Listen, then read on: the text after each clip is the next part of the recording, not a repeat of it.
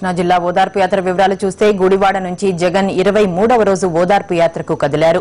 జగన్ బస చేసిన అట్లూరి భగత్ సింగ్ ఇంటి వద్ద జగన్ ని చూడడానికి కలవడానికి జనం బారులు తీరారు. అందరికీ అభివాదం చేస్తూ జగన్ పోలుకొండ చేరుకున్నారు.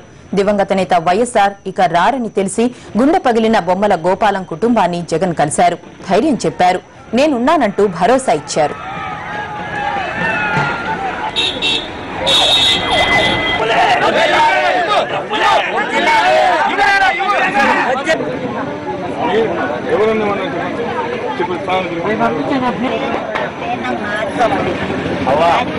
బతికేదాన్ని మామూలుగా నీకు ఎంత